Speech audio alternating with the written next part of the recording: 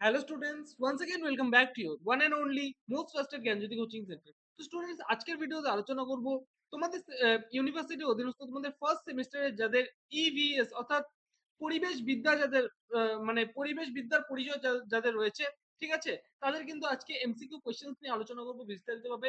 10টা এমসিকিউ নিয়ে আলোচনা করব। ভিডিওটাকে লাস্ট পর্যন্ত দেখবে, খুবই ইনফরমেটিভ একটা ভিডিও হতে চলেছে। ওকে, তো স্টুডেন্টস ভিডিওটাকে শুরু করার পূর্বে তোমাদের বলবো, তোমরা যদি আমাদের সাথে অনলাইনে যুক্ত হতে চাও, অনলাইনে জ্ঞানজ্যোতি কোচিং সেন্টারের পক্ষ থেকে প্রোভাইড করা 100% কমন সাজেশন এবং নোটস পত্রগুলো যদি পেতে চাও, অবশ্যই যোগাযোগ করো জ্ঞানজ্যোতি কোচিং সেন্টারের অফিসিয়াল দুটো হেল্পলাইন নাম্বার, সেটা হচ্ছে 7076398606 নাম্বার অথবা 6295916282 নাম্বার। ঠিক আছে, এই দুটো নাম্বারে তোমরা আমাদের সাথে যোগাযোগ করতে পারো। তোমাদের যেটা কোর্স ফি রয়েছে সেটা হচ্ছে মানে কোর্স ফিটা তোমাদের নর্থ বেঙ্গল ইউনিভার্সিটি অধীনস্থ তোমরা যারা পড়াশোনা করছো, তোমাদের কোর্স ফি হচ্ছে 999 রুপিস। এবং অন্যান্য ইউনিভার্সিটি অধীনস্থ যারা পড়াশোনা করছো তারা কিন্তু তোমাদের কোর্স ফিটা এই যোগাযোগ করে কিন্তু তোমরা জেনে নিতে পারবে। ঠিক আছে, তো চলো শুরু করা যাক আজকের ক্লাসটি।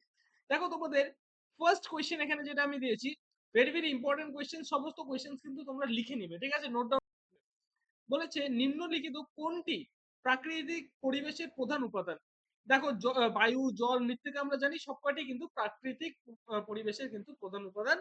সো অ্যান্সার হবে হচ্ছে ঘ নাম্বারটা, উপরের সবকটি।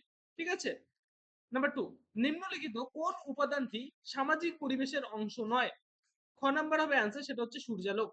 ঠিক আছে, নাম্বার 3, নিম্নলিখিত কোনটি পরিবেশের একটি জীবজ উপাদান। ঘ নাম্বার হবে অ্যান্সার, সেটা হচ্ছে উদ্ভিদ গোষ্ঠী। ওকে, নাম্বার 4, ভূমিকম্পের মাত্রা কোন স্কেলে প্রকাশ করা হয়। খ নাম্বার হবে অ্যান্সার, সেটা হচ্ছে রিক্টার স্কেল। ঠিক আছে, নাম্বার 5, বায়ুমণ্ডলীয় চাপ যে যন্ত্রের মাধ্যমে পরিমাপ করা হয় সেটি হলো ব্যারোমিটার।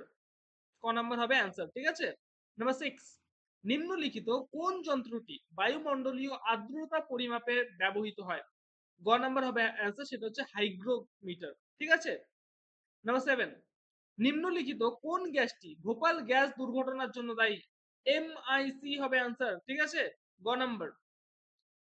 নাম্বার 8, ইন সিটু সংরক্ষণ নিম্নলিখিত কোন মাধ্যমে করা হয়। ঠিক আছে, ঘ নাম্বার হবে অ্যান্সার, সেটা হচ্ছে অভয়ারণ্য। ঠিক আছে, নাম্বার 9, বায়ুমণ্ডলের যে স্তরে ওজোন গ্যাস অবস্থিত সেটি হচ্ছে স্ট্র্যাটোস্ফিয়ার। এবং লাস্ট কোয়েশ্চেন আমাদের আজকের এই ভিডিওর, সেটা হচ্ছে যে গ্রিন হাউস গ্যাসটি বায়ুমণ্ডলে অধিক পরিমাণে অবস্থিত থাকে সেটি হলো কার্বন ডাই অক্সাইড। তো স্টুডেন্টস এই ছিল আমাদের 10টা কোয়েশ্চেন। এই 10টা কোয়েশ্চেন ভালো মতো নোট ডাউন করে রাখো। আমি কিন্তু ধাপে ধাপে তোমাদের জন্য কিন্তু প্রত্যেক দিন কিন্তু এরকম ভাবে কিন্তু 10টা করে কোয়েশ্চেন কিন্তু তোমাদের সাথে নিয়ে আসবো। কাজেই চ্যানেলটিকে সাবস্ক্রাইব করে রাখো, কারণ এই মানে চ্যানেলের মাধ্যমে তোমাদের কিন্তু ইনফরমেটিভ ভিডিওস গুলো কিন্তু তোমাদের যাবে। ঠিক আছে, চ্যানেল নতুন থাকলে চ্যানেলটিকে সাবস্ক্রাইব করো, পাশে থাকা বেল আইকনটি হিট করতে ভুলবে না। আসছি আরো একটা নতুন ভিডিওতে নতুন কোনো টপিকের সাথে। Till then, keep learning, keep exploring. Thank you so much.